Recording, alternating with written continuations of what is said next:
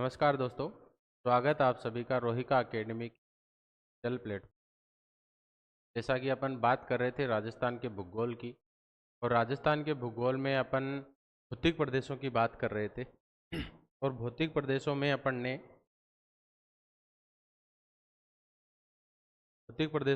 ने दो क्लास जो अभी तक अपनी हुई हैं भौतिक प्रदेशों की, जिसमें पश्चिमी मरुस्थलीय प्रदेश के जितने भी एमसीक्यू टाइप के जो क्वेश्चन हैं, जो पूर्व परीक्षा में आए हुए क्वेश्चन होते की बात कर रहे थे अपन। आज जो अपना अगला जो भौतिक प्रदेश रहेगा वो है अरावली पर्वतमाला। आज अपन अरावली पर्वतमाला के जो एमसीक्यू टाइप क्वेश्चंस हैं उसकी बात करेंगे। और इसमें जो पहला क्वेश्चन होगा अपना वो ये कि अरावली के संबंध में कौन सा कथन असत्य है। यानी कि अपने को असत्य कथन की बात करनी है अरावली से संबंधित।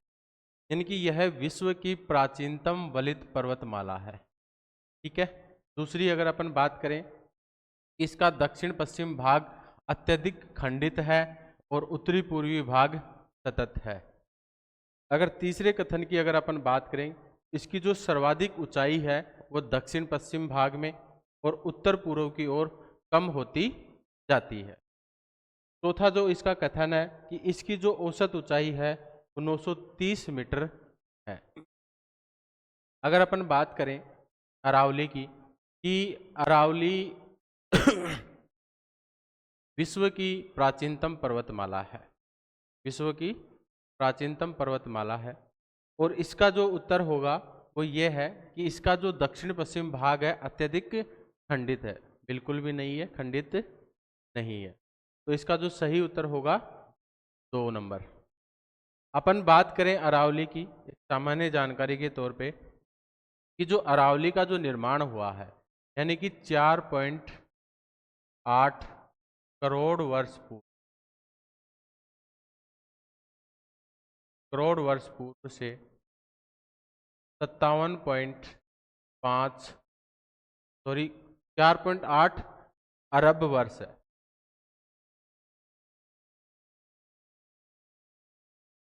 अरब वर्ष पूर्व जब पृथ्वी की उत्पत्ति हुई थी, वहां से 57.5 करोड़ वर्ष पूर्व, करोड़ वर्ष पूर्व इसके बीच में जो पूर्व प्राथमिक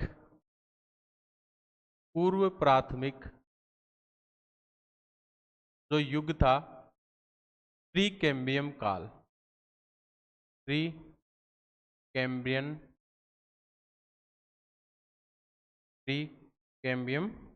काल,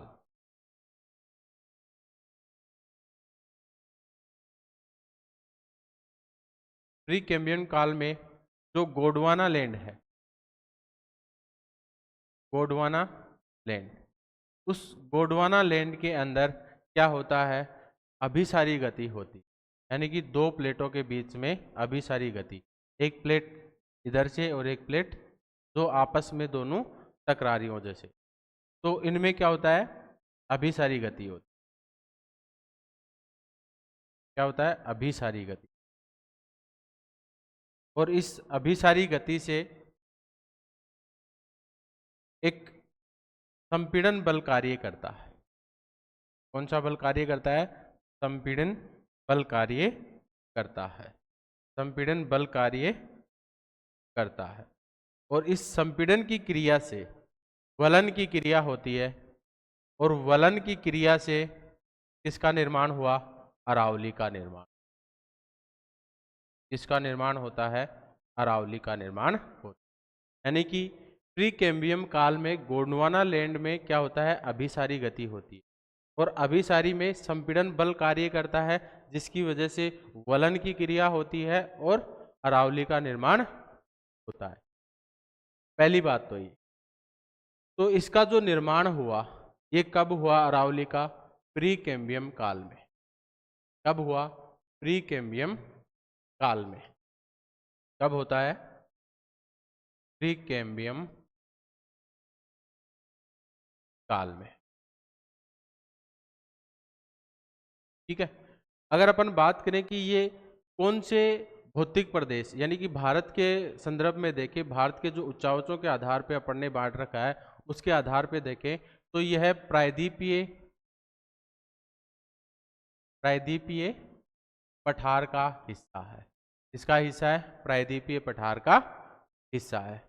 अगर अपन आगे बात करें कि जो अरावली है यह अवशिष्ट पर्वतमाला के रूप में, कैसी है?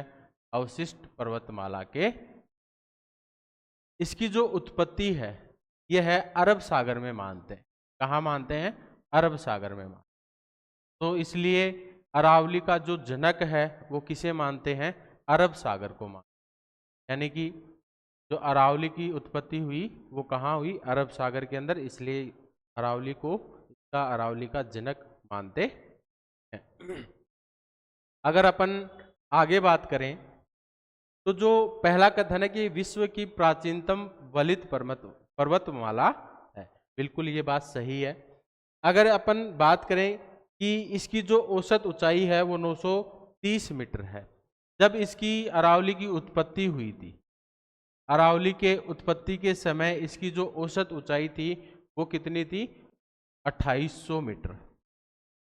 उस समय 2800 मीटर थी। और लेकिन आज वर्तमान में जो अरावली की उत्पत्ति, जो वर्तमान में अरावली है तो उसका जो औसत ऊंचाई है वो कितनी है? 930 मीटर है। ठीक है। अगर अपन बात करें अरावली के विस्तार की,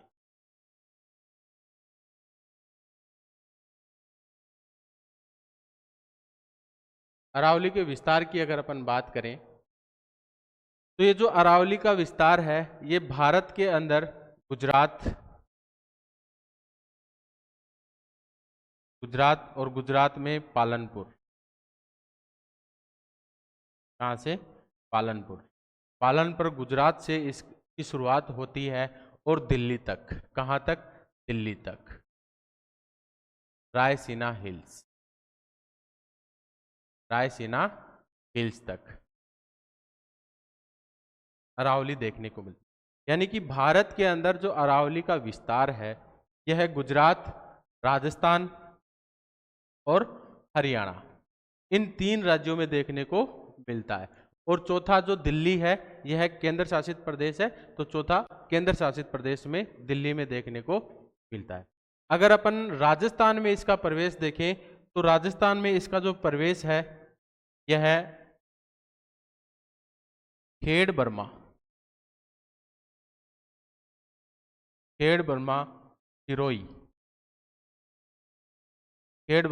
सिरोही से इसकी शुरुआत होती है राजस्थान के अंदर। और जो अंतिम बाहर निकलती है खेतड़ी, नीम का थाना। यानी कि भारत के अंदर इसकी जो कुल लंबाई है वो 692 किलोमीटर। अगर अपन अकेले राजस्थान की बात करें तो अकेले राजस्थान में इसकी जो कुल लंबाई है वो है 580 किलोमीटर, 550 किलोमीटर, 550 किलोमीटर। यानी कि जो अरावली है इसका जो विस्तार राजस्थान में 80% विस्तार जो राजस्थान के अंदर देखने को मिलता है। ठीक है। तो जो इसमें से अपने को यहाँ दे रखा था जो कथन की यह विश्व की प्राचीनतम वलित पर्वतमाला है, पहली बात ये बात सही है। इसका जो विस्तार है ये दक्षिण पश्चिम से, यानी कि इसका जो विस्तार है यहीं खेड़ बर्मा सिरोही दक्षिण पश्चिम, अपन इसको जैसे 4 भागों में बांटे तो इसका दक्षिण पश्चिम से इसकी शुरुआत होती है और जो उत्तर पूर्व की ओर कम होता जाता है। यानी कि अरावली में दक्षिण पश्चिम में इसका जो विस्तार है ये ज्यादा है, बीच में थोड़ा कम है जो अजमेर वाला क्षेत्र है, और बाद में धीरे धीरे थोड़ा बढ़ता जाता है। यानी कि सबसे ज्यादा जो विस्तार है इसका दक्षिण पश्चिम भाग में देखने को मिलता है। अगर अपन आगे बात करें अगले क्वेश्चन की, कि अरावली के संदर्भ में सही कथन है कि मरुस्थल के पूर्व की ओर प्रसार को रोकती है। ठीक है, हाँ बिल्कुल सही बात है कि ये जो मरुस्थल का जो प्रसार है, अपन ने कल परसों मरुस्थल की बात की थी। ये जो पश्चिमी मरुस्थल इलाका है, इसमें जो अरावली है ये एक बैरियर का काम करती है। इसका काम करती है बैरियर का। जो राजस्थान का पूर्वी भाग है इधर मरुस्थल को जाने से रोकती है, यानी उसके प्रसार को रोकती है। आगे अपन बात करें, अरब सागर की ओर से आने वाली मानसूनी पवनों को रोककर पश्चिमी राजस्थान में अत्यधिक वर्षा कराने में सहायक है। नहीं, ये कथन गलत है। ये कथन गलत है, क्योंकि अरावली अरावली के सहारे सारे, यानी कि जो अरब सागरीय धारा है ये अरावली के समानांतर ही उत्तर की ओर निकल जाती है। राजस्थान के अंदर जो वर्षा होती है वो बंगाल की खाड़ी से आने वाली जो धारा है उनसे होता है।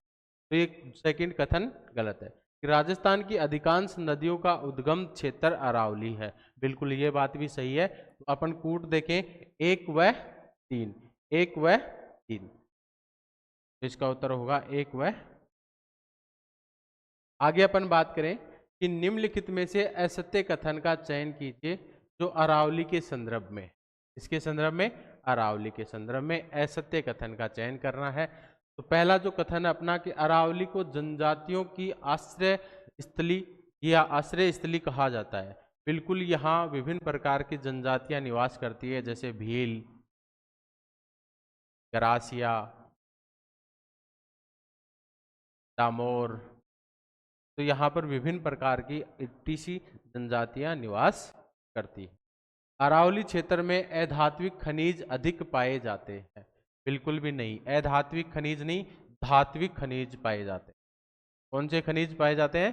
धात्विक खनिज सर्वाधिक मात्रा में, क्योंकि जो अरावली का निर्माण हुआ धारवाड़ धारवाड़ कर्म की जो चट्टानें हैं उनसे होता, धारवाड़ कर्म की चट्टानों से। तो अधात्विक खनिज नहीं, धात्विक खनिज अधिकांशतः पाए जाते हैं।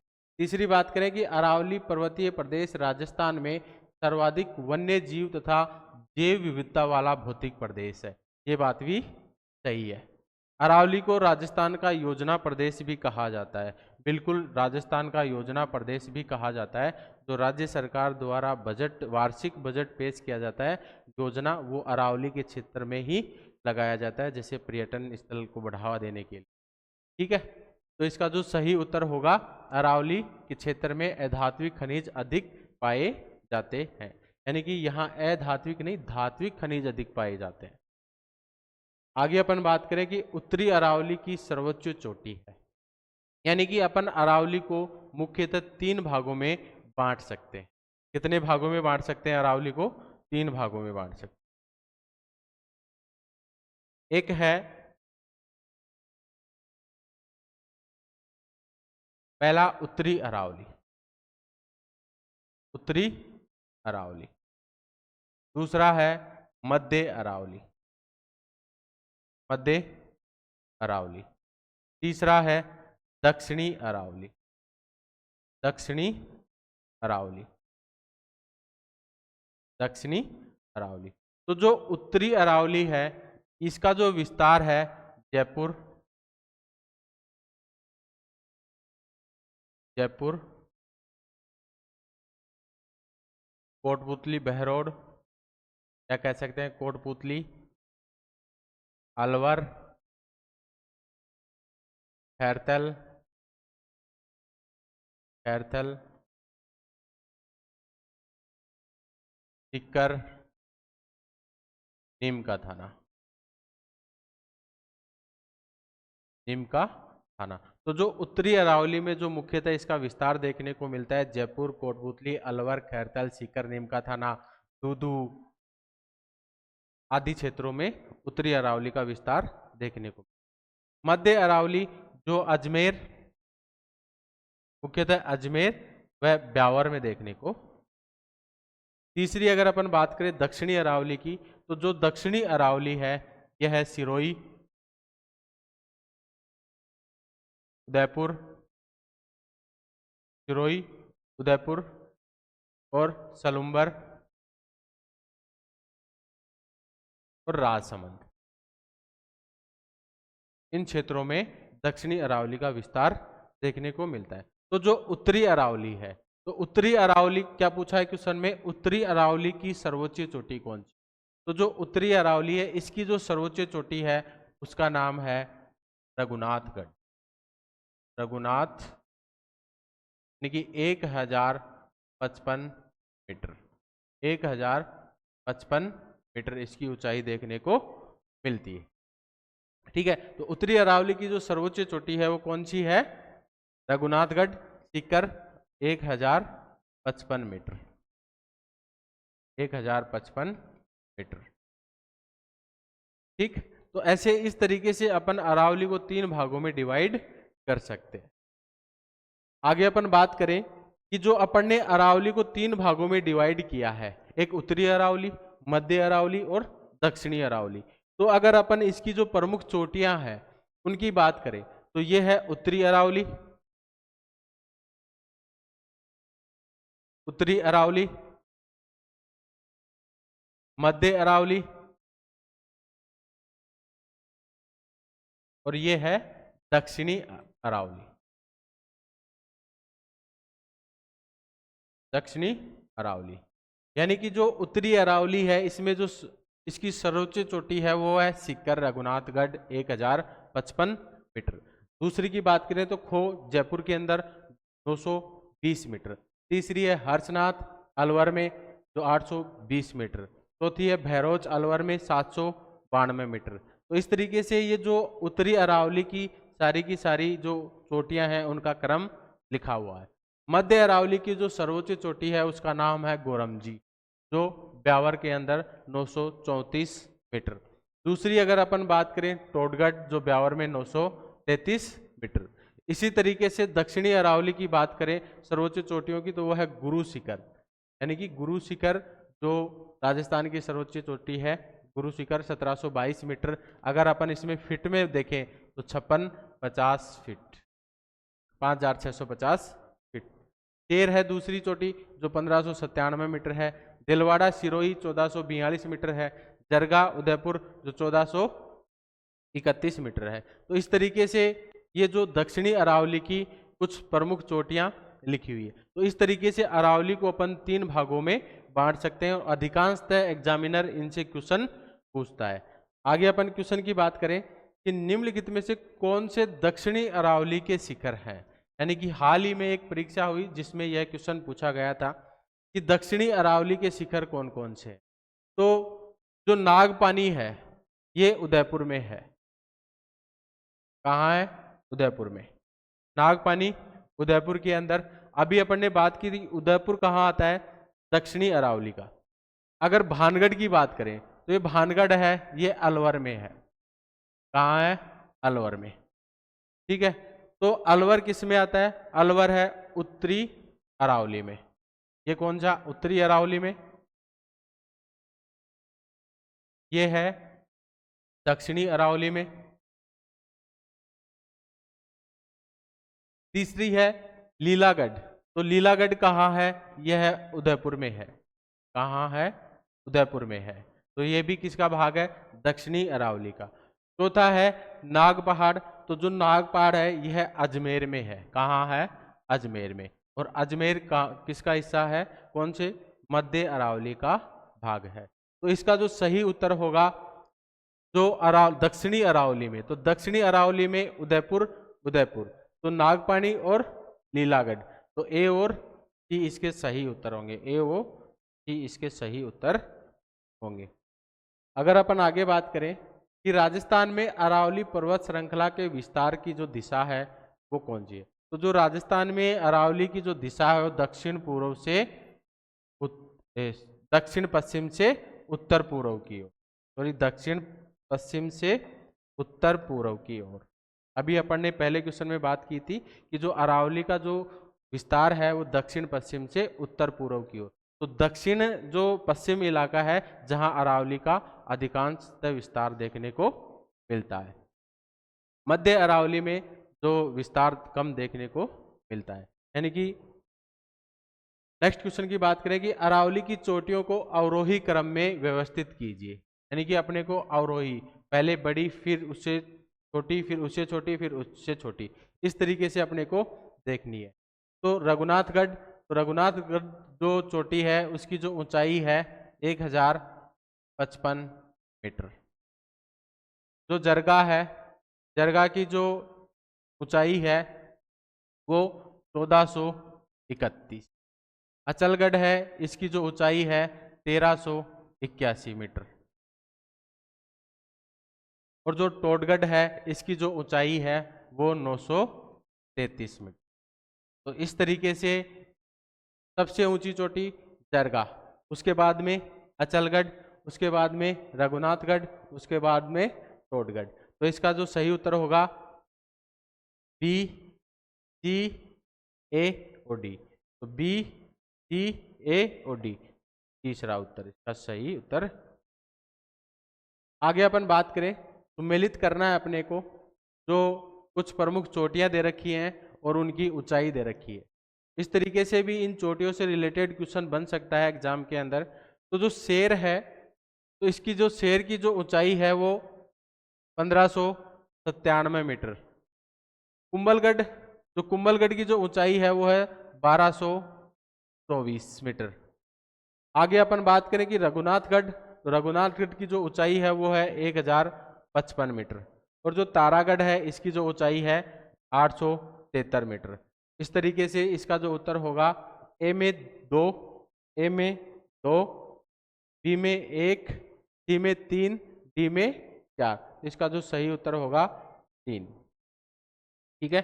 आगे अपन बात करें कि राजस्थान की प्री कैम्बियन चट्टानों का आधारभूत वर्णन किसने किया। तो राजस्थान की जो प्री कैम्बियम चट्टानों का आधारभूत वर्णन किया वो ए एम हेरोन के द्वारा किया गया। ए एम हेरोन के द्वारा किया गया था। आगे अपन बात करें कि सूची 1 को सूची 2 से मिलाना है और कुछ चोटियां दे रखी हैं और उनकी स्थितियां दे रखी है।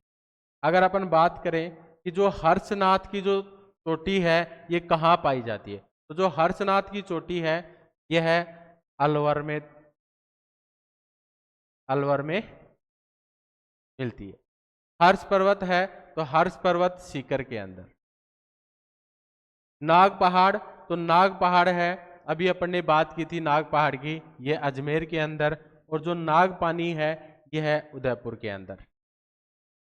तो इसका जो सही उत्तर होगा ए में 3, ए में 3, ए में 3, बी में 1, सी में 2, डी में 4। तो इस तरीके से अपन ने एक ये जो स्थिति से रिलेटेड जो प्रमुख चोटियां और स्थितियां दे रखी उनसे रिलेटेड क्वेश्चन पूछ सकते हैं अरावली से संबंधित। तो आगे अपन नेक्स्ट बात करें, तो ये आज का जो सेशन था अपना अरावली से संबंधित, उसमें अपन ने अरावली के सबसे पहले उत्पत्ति से रिलेटेड बात की थी। जो उत्पत्ति से रिलेटेड जो कथन थे उनको देखा, जो अरावली के महत्व थे उनकी बात की। उसके बाद में अपन ने अरावली की चोटियों का वर्गीकरण किया। आगे अपन जब ये सारे भौतिक प्रदेश हो जाएंगे उसके बाद में अपन सारी जितने भी पठार और चोटियां हैं उनकी एक क्लास फिर से लेके आएंगे। उनमें जो क्वेश्चन होंगे सारे पठार और पर्वत चोटियों का ही होगा।